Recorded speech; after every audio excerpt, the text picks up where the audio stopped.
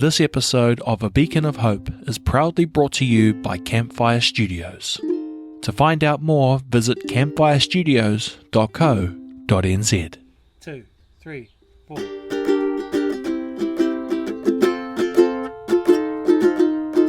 A Beacon of Hope is a weekly podcast that shines a light on the human spirit and explores the power of hope in our lives.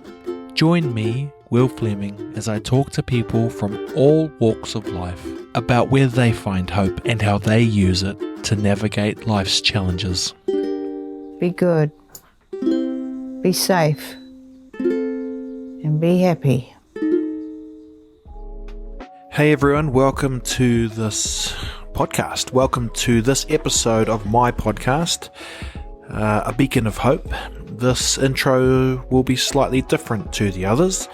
I guess what I mean by that is in this podcast I've tried to,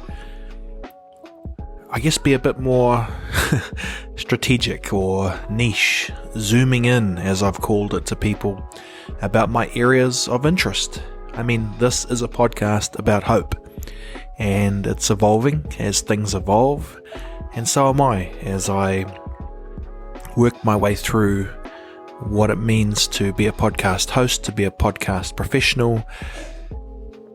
So yeah, look, I guess why I'm saying that is because my guest this week, Dom Harvey, is also finding his way through.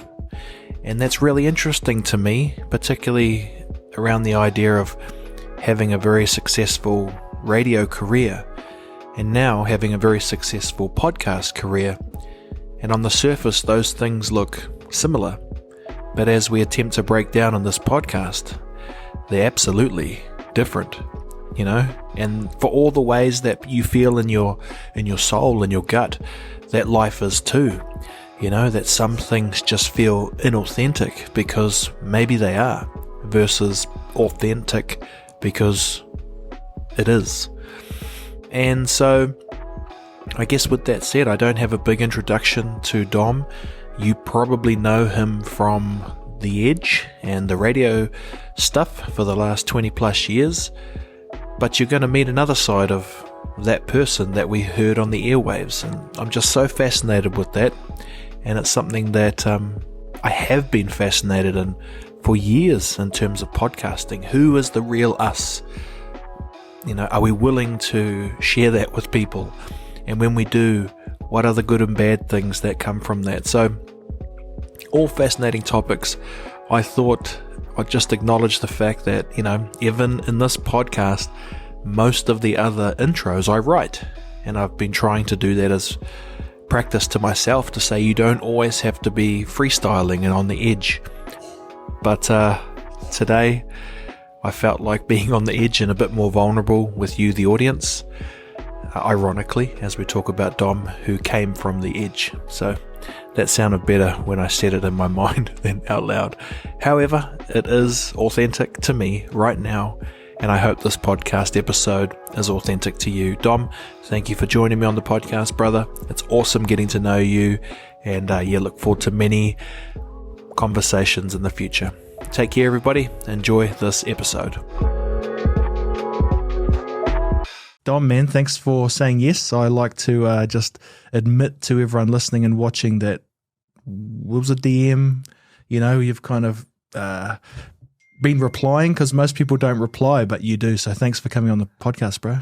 Oh, thanks for having me. I'm a fan of yours, and I've been following your stuff from afar for quite a while, but.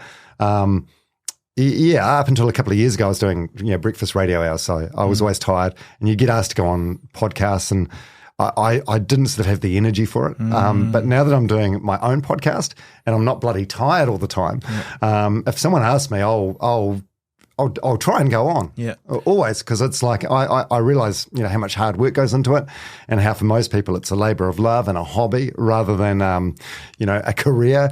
So I just respect everyone that's doing the hustle. So yeah, I give up the time when I can. That's beautiful, man. Just on your podcast, what's it like? Maybe having more time to chat to people. Incredible. Yeah. It's it's very different. So radio's communication, but it's a very sort of particular set of skills, and that every voice break is like its own sort of show, and it's a show that goes for say 3 to 5 minutes. So it's got to have a beginning and a middle and an end in that time. Same with the interviews and conversations you do on radio. It's like you might have say Justin Bieber or whatever, but it's 5 minutes. You're scratching the surface. Hopefully there'll be short questions, hopefully short answers with a laugh, and then you're out of there. So it's not even really. And in a lot of ways, I'd say radio is more difficult than podcasting, because it's nice to like slow it down and relax and actually listen intently and just go where the conversation takes you instead of looking at your next question on the list. Interesting. So it's a skill that I'm developing and still learning a lot, how to have a long unhurried conversation with people, but I'm loving it. Yeah, that's cool. I'm loving it. You really you feel like you form a connection with someone. Yeah, and there's kind of like is dead air a real term? In radio? Yeah. But podcasting, it's just like a moment. Oh, mate, and my entire radio career, I never worked on my own. I was always in a team, and sometimes you'd, like dead air is silence, and in radio, especially like top 40 radio, it's a second or a beat will be dead air. So sometimes you'll be like pausing for effect to make a joke, and then one of your co-hosts will just jump straight in. There'll be a gap, and they'll be like, shit, this is awkward. So it got to the point, if you were pausing for effect, you'd need to like put your hands up like, I'm going somewhere with this. It's like the worst thing. And that is still something I think coming to terms with podcasting and the long form thing. It's like I listen back to myself sometimes, and I try not to do it too much, because I just get mad at myself, and I'm so good at poking holes in myself. But I'll hear myself like jump in or fill the silence, or just rather than just sit there and comfortably sit in the silence for a second. But interesting. But when you're aware of these things, that's when you can work on them. What does poking a hole in yourself mean? Because I guess one of the criticisms I give myself is like, dude, I don't really want to hustle. If this is as good as it gets for me, that's cool. Does the poking a hole in yourself keep you going, keep you motivated? Have you ever kind of thought about that? I mean, what is that? I guess I want to tie it back to hope, but it was interesting that you said like, and I get the impression that, it's like you will listen to your podcast and you will break it down and you will try and learn from that. Yeah, I'm trying to be I'm trying to be nicer to myself in that respect, because I think ultimately, like it's a bad thing. It's like, sometimes I'll speak to myself like, and it's mean and it's overly critical. Yeah. But have you always been like that? I think so. Yeah. I think so. But then on the flip side of that, I think it's what drives me and keeps me going, but it's exhausting sometimes. I bet. No, I really bet. Like, I wish I was a bit meaner to myself sometimes. No. Because I think maybe progress is made like that. Yeah. Even you're running. Like, I wish I could run more, but I'm just like, dude, I'm cool sitting down. But you must be like, get up. There's that David Goggins in you, maybe. Isn't there? I don't know. He's David Goggins. He's extreme. When I've been listening to his latest audiobook recently, and it's like, his life's just not enjoyable. No. And I heard him on a podcast with this guy called Chris Williamson, the Modern Wisdom podcast, and it's like his day from start to finish, he's doing something. He's up, he's meditating, he's doing crunches, he's going for a 2-hour run. Yeah. It's just... You do need to live. I think I've got reasonable balance, but I do need to probably just ease up on myself a little bit. So what's a day look like? Is the podcast bringing in enough for you to be like, cool, man, this is what I do? And maybe it's like give you the out to, you don't have to reveal all, but I think people are interested. You're that guy that we saw on the billboards, and now you're that guy building that podcast. And personally, it's been awesome to know you, because for me it makes it a bit more real. But I want to know how real it is. Obviously you're still trying to grow the podcast. What's a day look like? Well, I'm still in the money thing. I'm still in the growth phase, but I've got a fantastic sponsor on board who have come to the party, and they're called Radix Nutrition. They're a nutrition company based in Hamilton. They've got big plans to take on the global food industry. Awesome. And they've really bought into my vision with the podcast, and I really bought into their vision. So it's an amazing fit. It's incredible. So that's relieved a bit of the stress and a bit of pressure, and it's given me some resources to I mean, as you know, like podcasting can be a very cheap thing. Yeah, 2 microphones. You could anyone can start a podcast. You could even record it straight on your phone if you want. Yeah. So it can be cheap, but having a bit of money coming in has allowed me to hire some people on board and sort of grow the video side of things, which is really, really cool. And saying that, I can't fly business class anymore. If I have some friends have because I was just a wage slave for my entire career, and radio pays notoriously bad. But if you're good enough for long enough and you stick around long enough, the money can get fantastic. Yeah. So I was getting fantastic money. I said to a friend the other day, I was like, "Oh, I can't believe it! A block of cheese, it was $20." He's like, "Oh, you finally look at prices, are you?" And it was like that. As soon as I stopped radio, it's like I'd go to the supermarket and, Wednesday night I'd pick up a bottle of wine and I'd scan it and it was like, oh shit, that bottle of wine that's $30. So now I'm going for the bottom shelf or whatever's on sale with the one card. No, it's good. It's given me like a new appreciation. But so some money coming in from Radix Nutrition and a bit of corporate speaking and that's cool. Keynote speaking as well. It's good. Do you miss it? Do you miss that kind of world? I guess I'm asking you to be like, most of us won't be inside that other bubble, which is like, imagine driving to work and seeing a picture of yourself. It obviously sits in your mind like, oh shit, I'm that dude, and I've got this giant support. And, I said to you when I first met you, you're kind of like the Mark Maron, Joe Rogan for New Zealand because you come to the table with some notoriety. That's awesome. Yeah. You should use that power for good as far as I'm concerned, as they have largely. But I just wonder, the interesting dynamic with you is you can see both worlds now. Before cheese was just cheese, and now it's like oh shit, yeah. Man. Cheese on toast, can't have that every day now. That's a special occasion treat. Do I miss it? There are aspects of it that I miss, like when you do something really cool that makes a difference, and then you get to sit down and reflect afterwards with your team. So I miss being part of that team environment. There's a lot of politics and a lot of bullshit that I don't miss at all. And I think if I went back into it, it would only be like 2-3 days, maybe weeks before that comes up, and it's like, oh, that's right, I don't miss that. Yeah. I same with you with this podcast. You decide who you want to speak to. That's right. You reach out to them, and then you do it. Yeah. And radio, especially when it's every station sort of has its niche or target audience. And when you're on a top 40 station, it's very, very specific. And I couldn't speak to who I wanted to in the way I wanted to speak to them. Yeah. But and also I think it's been healthy.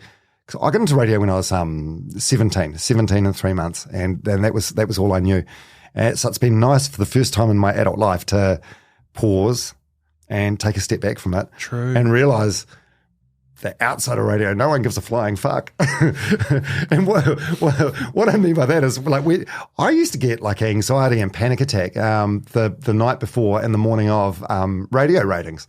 And then now that I'm out of it, it's like might get a pop up on my phone, New Zealand Herald, which owns News Talk ZB, talking about how well their stations do. But otherwise, I don't even know when they're on. And you realise when you're outside of radio, whatever the station you listen to, you assume that's number one. Yeah. Guy, our cameraman over there, hey Guy, whatever he listens to, he thinks it's number one. I reckon he's probably a George FM man, maybe a bit of low key BFM. I won't even guess. But had listened to BFM, but then bitch about how it used to be better when Havoc was there. Am I right? That's classic. Well, you mentioned 17 getting into radio. What did you want to be before that? Are you a strategic person? Do you remember having like a giant plan in life? I think this does relate to people's optimism in life. I'm someone who did not have that, and I'm thinking, man, am I landing on my feet? And what lessons am I learning through working for someone versus being my own boss? Still a new term for me. But it all relates to your mental health, your well-being, because, I don't know, it's like that anxiety must add up, like you're saying, and that plays on your mind, and it brings out these parts of us that are, cruel or kind. And so, but if we go back, simplify it, before 17, did you have a plan? What do you want to be? Yeah. I had a couple of plans actually. When I was I think 11, 12, I wanted to be in the Navy. I don't know why. It was the most random. I had a couple of uncles that were in the Navy, so we got to go on a frigate one day, and I thought that was pretty cool. So I wanted to be in the Navy, and then I realised you need to be good at. A teacher at school said, "Oh, you won't be any good in the Navy because you're no good at maths." So that sort of crushed that dream. Then for a while, I wanted to be. And this is random as well. A youth aid officer in the police. It was very specific. Yeah. I think because a youth aid officer came to our school, and I thought, "Oh, that's pretty cool." And then we went on a school field trip to a radio station in Palmerston North, and that was it blew my mind. Like there was so this would have been like the late 1980s, I guess mid 1980s. And the guy that was on the air, he had like a little pair of stubby shorts on and a t-shirt and jandals, was chuffing on a cigarette inside because it was the mid 80s. And my sort of perception of work up until that point was seeing my dad like put on a suit in the morning and go to work and then come home and be miserable at the end of each day. So I sort of thought, that's what life is. you leave the home in the morning wearing uncomfortable clothes, and you come home and you're grumpy. And then I realised, oh no, this guy's wearing jandals to work.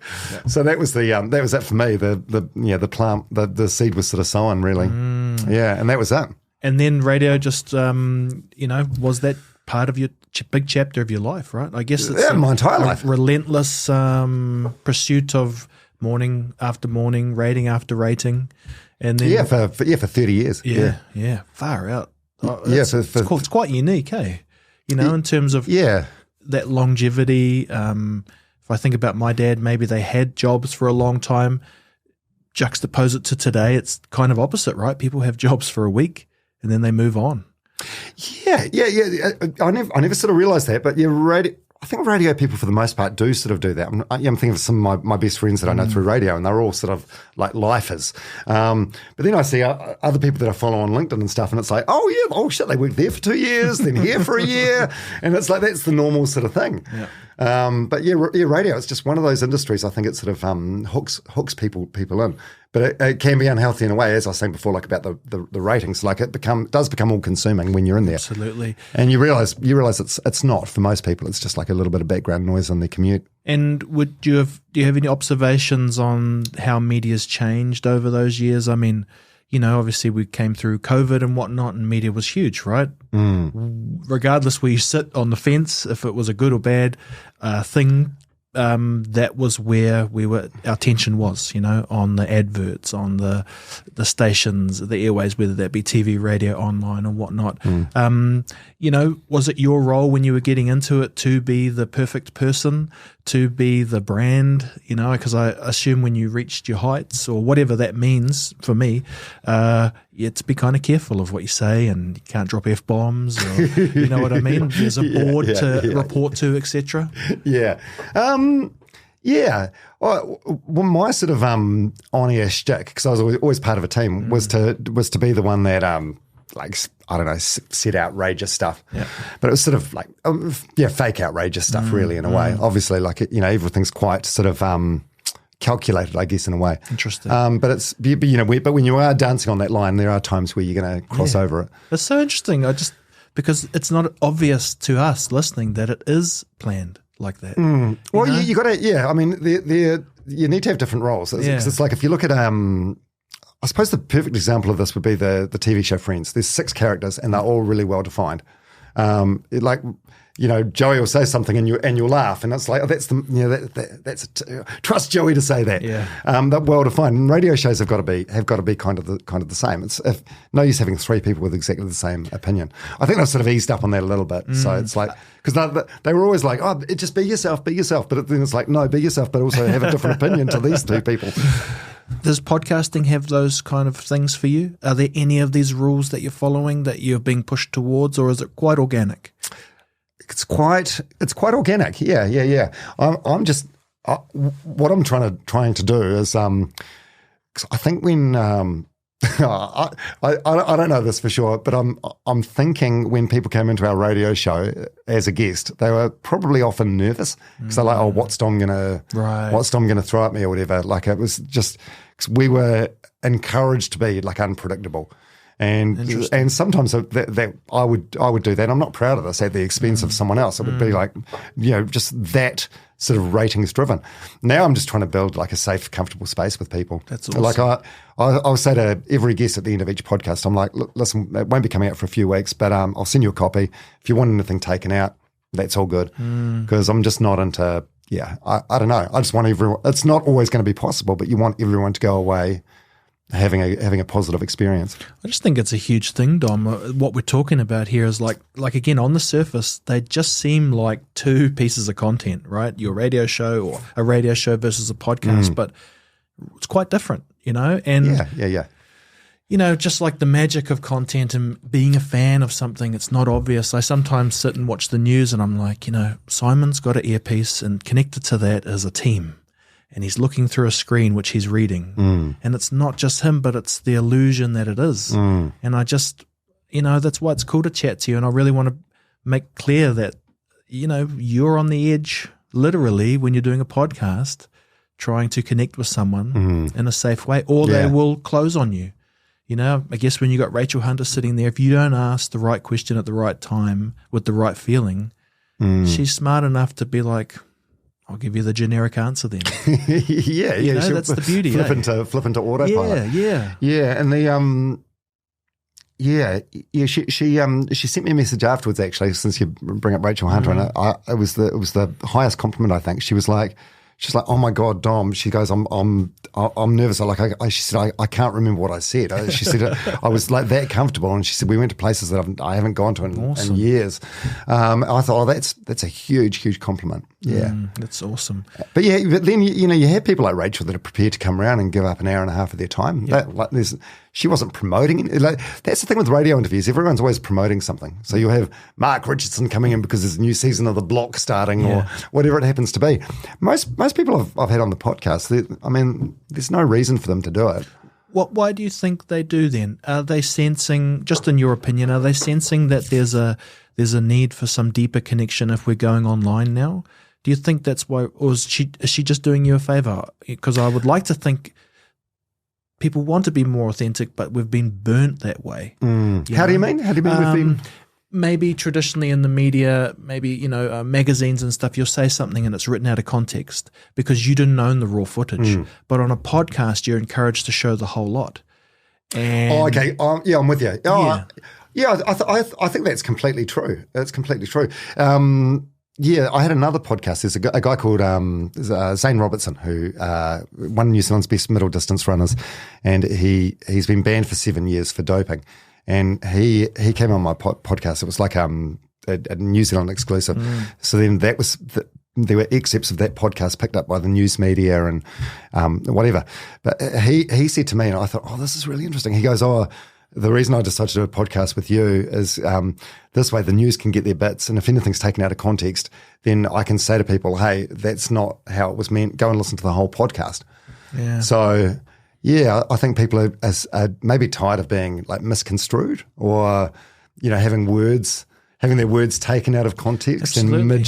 And reshaped by mainstream media. Yeah, and it must have worked, right? Because the story went through its cycle and people that wanted to went to your podcast and heard the whole lot. Yeah. And I think that's a more fair way. Yeah. And because I guess I'm trying to get to, we also know there's statistics of hopelessness and, high mental health dramas going on in our country. And it's not like it must be a combined factors of things, but one of them must be that we're encouraged online, maybe, to have this other version of ourselves. The Dom on radio version, which is like partly you, but partly not. Partly a character. Yeah, but then it's like I've got to own that though, because you say the things. Yeah, and now again we get to look at the template of you going forward and being like, no, man, that's a little bit of me, but this is me now. And maybe I'm just trying to get to that point, like when people are setting their North Star or their navigation point, what's worth navigating towards,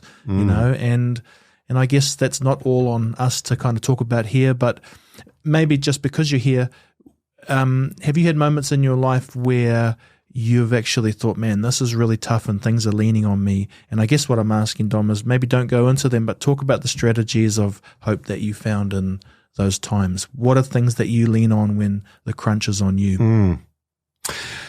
Yeah, well, I always thought I was quite a resilient person, because resilience is like a muscle that can be built. But some people are just like born with it, and that's fine. And I think I was like that. But then stuff happened to me. Like, everyone has shit in their life, right? Like it's a guarantee. No one gets through unscathed. So I went through like a few big things. Like my marriage broke up. We had a family adoption that didn't end on great conditions. I had a tumor that was taken out. That resulted in years in infertility, and then years and years of fertility treatment, which was ultimately unsuccessful. So I went through a lot of shit, and then I realised I just sort of hit a wall. Like I was earning a lot of money. I had everything I want. I had a TV like that. I had a frame TV, and happiness was always like a destination that I was heading towards. I was like, if I have that, then I'll be happy. And ultimately, I was like dead inside in a way. And it was like, I've amassed everything that I thought was required to make me happy, and I just felt like nothing. And so since then, I've been on a journey to try and like figure things out. What was that like when presumably you still had to get up in the morning, go to work, and be you? So were you just kind of parking these feelings? Were you working? Yep. I had a bloody good mask on. Had a bloody good mask. No one would have known. But I reckon there's a lot of people like that. There's probably a lot of people that have been, completely different life path, but that maybe they've been in the same career for a long time. They got kids and stuff, but they're just running their life on autopilot. But that's in suicide prevention. That's what they say. Identify people who are wearing the masks.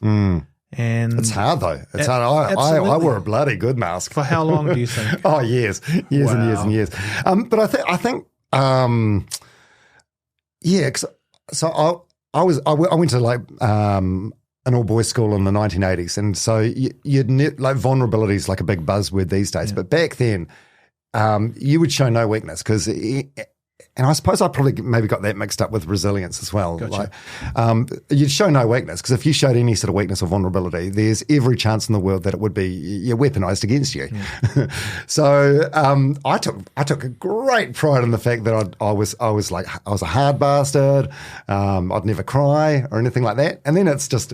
Yeah, I was just like, you end up numb inside. So the last few years I've been working on like correcting that. Because it's like, it's just unhealthy, and it's not the way that I want the second half, hopefully, of my life to be. Yeah, it's wild that we can talk like that, Yeah. It's cool. Because it was just never a thing. And by the way, this is nothing against my parents, because that's not like the sort of household we were raised in, but this is just society at the time in general. It was like, I mean, if you're a guy, you need to, like be stoic and whatever. So, yeah, I'm just trying to... It's quite hard in the beginning to talk about your feelings. And I must admit, like some of my like closest and oldest friends, we still struggle with it. Yeah, guys that I've known for like 20 years. I think this is something women do really well. Like they lock eyes with each other and they can connect on a deeper level and get there in a very short span of time. I've got mates that I've known for 10, 15, 20 years. And it's like 95% of the conversation is very superficial. I mean, it's great though. Yeah, there's some healing properties. You mentioned before we started recording that that's kind of what the podcast has been for you too, your podcast. Oh, it's been really cathartic and like therapy in a way. And will you find yourself talking about yourself in it? Like, do you have to keep the balance of question answer, that you've got to inject some of your own things, or is it still very much about like an interview? Yeah. Yeah. Oh, yeah. It's kind of it's hard to find that balance, isn't it? But I find it's kind of an exchange in a way. You definitely find like if you're prepared to give some of yourself, then it's like if you show vulnerability to someone, then and you're the first person to do that, it shows them, I think, that okay, this guy's open for some real talk. True. So yeah, case by case. If it's needed in a chat, then I'll inject some of myself. But if it's otherwise, I'll just sit in the pocket and tell the person's story. And is there so I mentor a few young podcasters, and I call it the rolling start. Sit there with the guest and basically just talk shit. And give them the feeling it's not an interview. And I like that because they don't feel the pressure to be like, hey, tell us about your upbringing or something like that. And they'll just naturally listen. Actually requires a bit of listening, which I think is quite unique. maybe life's a bit like that too. We feel pressure to engage and start and do it, where dead air is fine, to sit in the moment. It's funny though, because I think in and not just on air in a radio situation, but in everyday life, like some people are like triggered by silence, and they'll just keep talking to fill the blank. Yeah. Well, the better you know someone, like if I've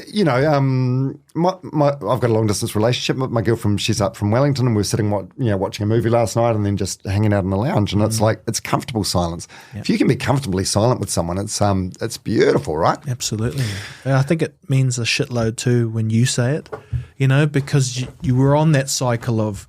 There's an ad, let's go, we're doing something, Ed Sheeran's next, resetting, whatever that means. In fact, that's what pushed me to podcast, because I was like, far out, I got an hour to get to work. I'm like hearing the same little mini shows, and I just want something long form. And then, you Google online and Kevin Smith comes up, and they go for 2.5 hours talking about jandals or whatnot, and it's awesome. And yeah, I guess Dom, like, this hasn't been such a maybe with other guests, I try and go really zoom into hope. Where do you find optimism? And maybe I've partly asked you that, but I'm really interested with you because you get to see both sides. You get to talk about the mask on versus the mask off. I think that's very relatable to most, what do we call us, general population who go to work and earn an income, try and deal with stress and, try and deal with the idea of how much self-talk is necessary versus, forward production. Maybe that leads us into your running. What is running a metaphor for you? What is it? What is it for you? Is it fitness? Does it allow you safe time to not talk, not think, and do? It's it's so many things. The last year's been quite a struggle because I've had like a knee injury, and so I had like 9 months where I pretty much couldn't run. I'm back running a little bit now, and I'm in a little bit of discomfort, so I may never go as far or as fast as what I did before, but I'm back running again, and it's been a good reset in a way, because it's like I can run enough now to get what I need out of it, which is there's the physical benefits that everyone knows about, but also the mental benefits as well. I just feel so good after having a run, like it clears my head. Yeah. Lately, I've been trying to mix it up, so I like wearing, AirPods and, listening to a podcast, but I try and do that like every sort of second run. So every second run I'll run like without any music or without any podcast, and I'll just be in my own thoughts. Yeah, that's good. Yeah, I get so much out of it. And has it always been like that? Like running? I guess I asked because that's your podcast name. Yeah. And it's quite a unique one, especially because you're like, sometimes you speak to people who don't run. Yeah. Yeah, it's sort of evolved quite a bit. You've been in the podcast game a lot longer than what I have. But when I launched in February 2022, I thought the podcast market is so congested, you need a niche. Yeah. So I started with a running niche because it's what I'm passionate about. And I know there's a lot of people that run, but it's sort of evolved from that. Then I might rebrand at some point, but I don't know. Yeah. Or don't, because it's kind of cool. And I even like the fact that like running's a good thing, and maybe people don't take it seriously enough, or it's a good thing, but it's bloody hard when you don't run to even think about how to run. I talked to an army guy the other day, and he talked about a little bit like David Goggins. He's got to have the shoes at the end of the room or he won't go. He's got to have these little small steps. And I'm like, fuck, I can't even imagine putting my shoes there, and I don't want to go for a run, but I know I need to go for a run. Yeah, but it's funny. Like, there's a lot of like parallels, I guess, between like running and life. It's like your running's hard, but if you do it on a regular basis, it gets easier, and your capacity to go further and do more opens up to you. So if you went for, when was the last time you went for a run? 10 years, 5 years? Oh, probably like 3 years. 3 years? Yeah. Yeah. Okay. So if you put on your running gear now, you run for 3 minutes, 4 minutes, whatever, and then you probably need a walk. So the thought of you from where you are now, like running, say, a 10K probably seems impossible. But then suddenly you start and it becomes easier and easier, and you grow, and then it becomes, more possible. Well, that's where we loop back around. Yeah. I feel like sometimes I love myself too much, where it turns into like, you'll be right. But it's absolutely not. I'd rather have a little bit of the mean Dom in me, which is like what do you say to yourself when you're procrastinating? What is that part of you which is like, is it like a drill sergeant? No, it's not. I'm just trying to think, actually. It's probably just like, I wonder if it's tied into the mask we talked about. Yeah. You know? I'm not trying to psychoanalyze you, bro, because first of all, I don't know what that means, but I'm genuinely interested. We're talking about feelings. yeah. What would it be like? Yeah, I don't know. I feel like if I'm not going for a run, I'll probably just, it'll just make me sadder. Yeah. So then it's like, it's not like I'm just saying mean things to myself. It's just like, oh yeah, typical. Yeah, good on you. You 3 days you haven't done anything. You piece of shit. That seems like yeah, I don't know. It's just like down on myself. Maybe you should do some recordings and I can listen to it. When I put my shoes over there, I can hear Dom in my ear saying, "Get up." No, but that's the funny thing about that the negative inner voice thing, because it's like I don't know.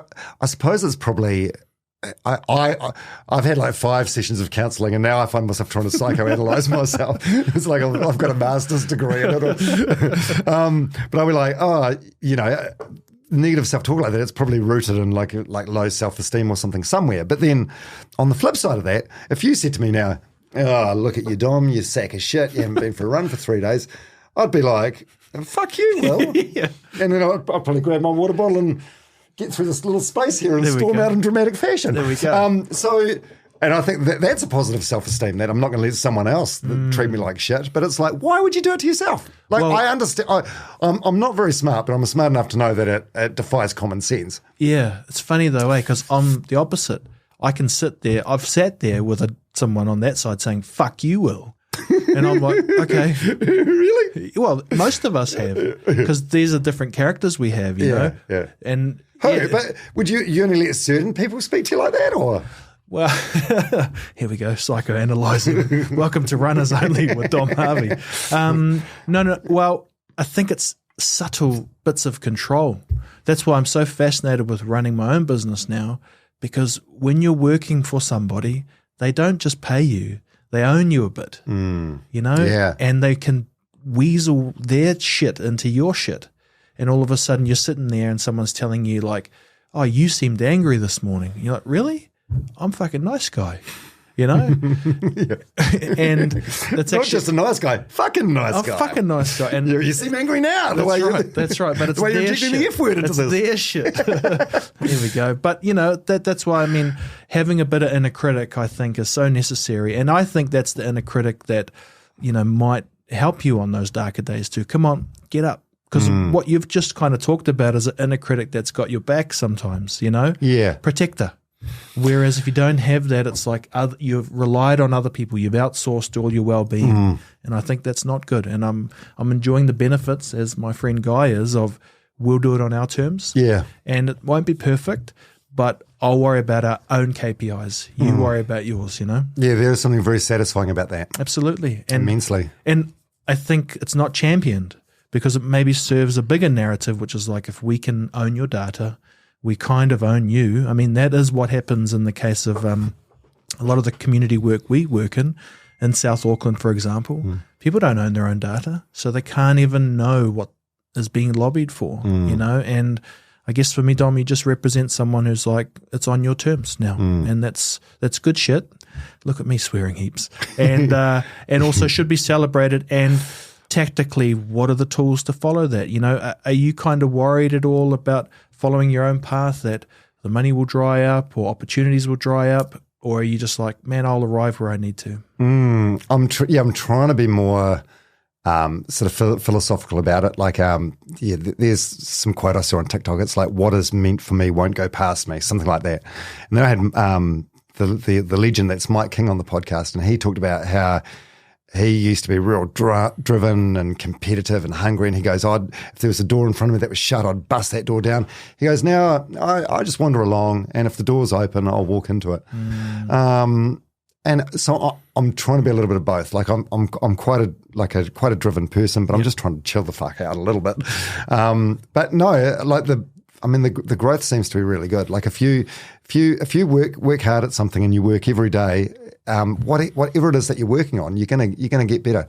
That's another thing, like with running in life. It's like you just got to keep moving forward. Yeah. Keep moving forward, one step in front of the other, and then you'll get to your destination. Awesome. So I feel like the response I've had to the podcast, has been amazing. I get DMs every day from people, and they're always really, really nice. Whereas in radio, it's like often people would be listening, and it's not necessarily their choice. Like maybe it's in the background at their gym or whatever. Yeah. So sometimes it's like a captive audience that you've got that doesn't want to be listening to you. So some of the messages you get in radio are not so kind. So I'm loving this. Yeah. It's really cool. That's awesome. Yeah. And in some ways, I just had that. You just built that picture for me.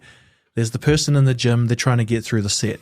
The set represents life. It sucks, but they got a Dom in their ear. Yeah. Resetting them. Yeah. Come on, let's go. We're doing something. Next up. And that's part of life. And now you get to enjoy this other part, which is like this dead air, which you can't fill all the time, and no one can, because we're on this journey together. One of my old friends, Nixon, who currently does the afternoon show at the Edge, we went out for a drink about a year ago, and he said, 20 years doing Breakfast on the Edge, that's going to be your legacy. And I was like, it was kind of like a compliment in a way, but then part of me thought, is that what I want to be my legacy? Right. I don't know if it is, because it's like, there's some work that I did there that I'm immensely proud of, but then there's some that, you're sort of forced to do that I'm not so proud of. So I feel like what I'm doing now, I'll move on to the next thing, and then that'll be the thing that I want to be my legacy. But I'm loving what I'm doing now, and I love the permanent nature of podcasts, how you record one and then it's up there forever. So that chat with Rachel Hunter that we talked about, someone might stumble upon that in 5 years, 10 years from now. Well, and weirdly, it might be for her family in 100 years, one of the only things that truly represents her in her own words, right? Oh, yeah, I didn't think about it like that. No, I always think about that shit all the time, where these are archival chats too, and maybe some of the great ones. On that point, a little bit morbid, as I keep saying on this podcast, but using these skills, I recorded my mum before she passed. Was she unwell? Yeah. She was unwell for about 3 to 5 years, cancer. Not an ununique story for many Kiwis. But I remember at touch points recording with her, but I never got her to say, "I love you." I wish I did, because I go through the footage all the time. Was she not love you person, or you not? Yeah, because I knew it, I felt it, I'd had it my whole life. But I just wish, just for me, that you could hear her say that. So I guess one of the things I try and do as a morbid tradition on this podcast is, can you pick a couple people you love and say it out loud today, so that it sits somewhere online? So they may be Googling one day, and in 100 years they're like, oh, cool, someone's saying they love them. Well, no, they'd have to live for 100 years, but you know what I mean. I know exactly who do what you you love, mean. and who do you want to tell that you love? Oh, that's really cool. That's a really cool opportunity, actually. Or should I do it down the barrel of the camera? Yeah, okay. To my family, Mum, Dad, Dan, Bridge, Shah, love you guys. I mean it. Love you guys.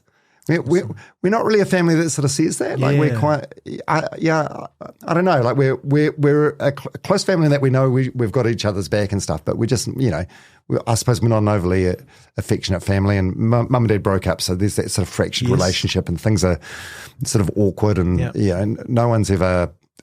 I couldn't tell you the last time the whole family was together in the same room. It would have been an event, like a birthday or a wedding or something.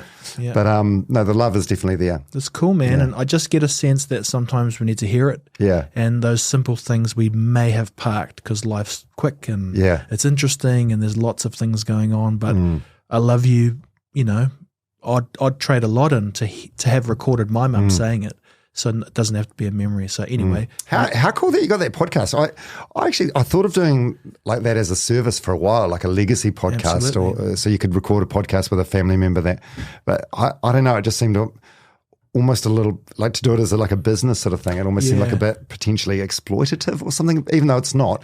But you think like back in the day, like you'd have a voice memo saved from someone, and they'd be gone, and you'd go back and listen to it. But imagine having, an hour or an hour and a half of their life story on. It's not currently done. It should be. Yeah. We should keep chatting. It's something we do here. People come in when they're terminal and they tell their story, and it's for the families. And I think it's my cousin Bridget, her old man's not well. We've done that with him, and it's good. It just doesn't sit in our consciousness because it must be a little bit in the, like me not running, I'll worry about it tomorrow, But no, man, you got to worry about it today. Yeah, because tomorrow's not guaranteed. No, and tomorrow gets shorter if you don't go running. So anyway, that's on my mind. Yeah. Dom, You mentioned your cousin Bridget. Have you had her on?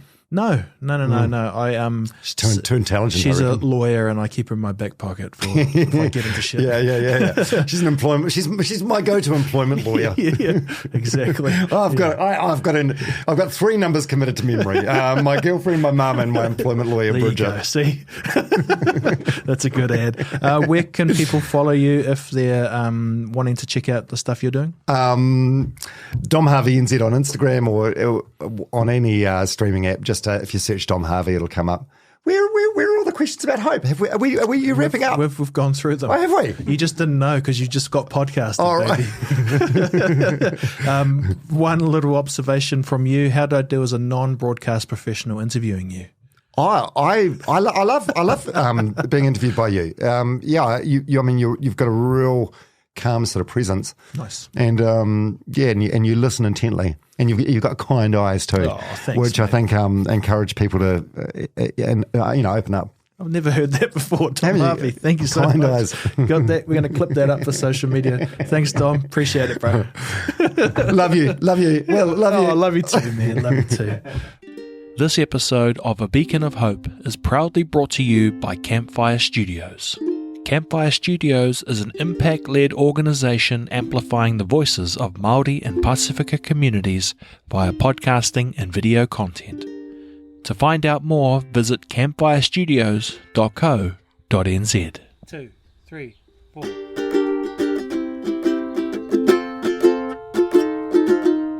Thank you for tuning in to this frequency of hope in our podcast today. If you found value from this episode and want to hear more, I would love it if you could follow, subscribe, and rate our show. By doing so, you will increase the frequency of the Beacon of Hope. So if you're listening on Apple Podcasts, Spotify, or any other platform, please take a moment to hit the follow or subscribe button and leave a rating and review. I truly appreciate your support and feedback, and it helps us make our podcast even better. Thank you. Be good. Be safe. And be happy. Yeah. Sounds like that song, doesn't it? Be happy. All right, Mama, we stop there, eh? Yeah, okay. All right.